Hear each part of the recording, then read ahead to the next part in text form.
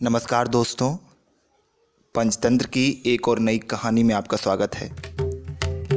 हमारी आज की कहानी का नाम है रंगा सियार। तो चलिए शुरू करते हैं हमारी आज की कहानी रंगा सियार। अब एक बार की बात है जब जंगल में एक सियार रहता था और वो बहुत दिनों से काफी भूखा भी था। भूख के मारे वो घूमते घूमते जंगल से शहर की तरफ चला गया और जैसे ही वो शहर में घुसा तो उसे देखकर शहर के बहुत सारे कुत्ते उसके पीछे भौंकते हुए दौड़ने लगे।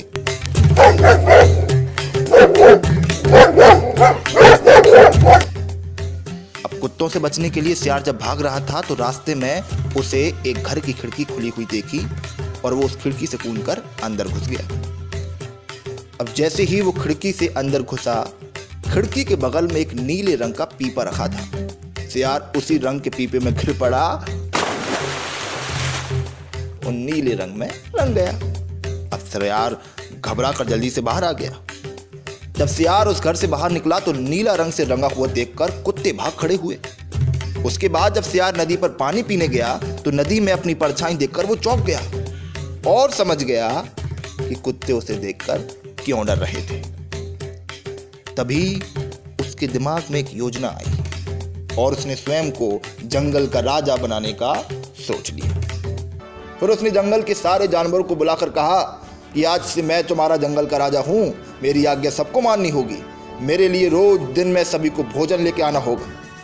सभी जानकर आश्चर्यचकित हुए और सभी जानवर उसकी आज्ञा मानकर उसकी सेवा करने लगे। इस तरह से कुछ समय तक सियार जंगल पर राज करता रहा और एक दिन जब अचानक जंगल में सियारों का एक झुंड ऊंचे स्वर में हुआ हुआ करने लगा। अपनी ही जाति की आवाज को सुनकर नीले रंग का सियार भी उन लोगों के साथ हुआ हुआ करने लगा। ऐसी आवाज सुनकर सभी जानवर को लगा और वो बोले, ये कोई राजा नहीं है, ये तो अपना सियार है। इतना ही कहकर सभी जानवर सियार के पीछे भागे और उसे बहुत मारा। सबने बोला कि तुमने हमें धोखा दिया है।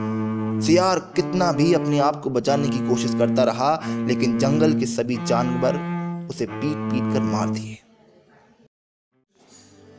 दोस्तों, हमें ऐसी कहानी से सीख मिलती है कि इंसान का असली व्यक्तित्व कभी भी बहुत देर तक नहीं छिपाया जा सकता।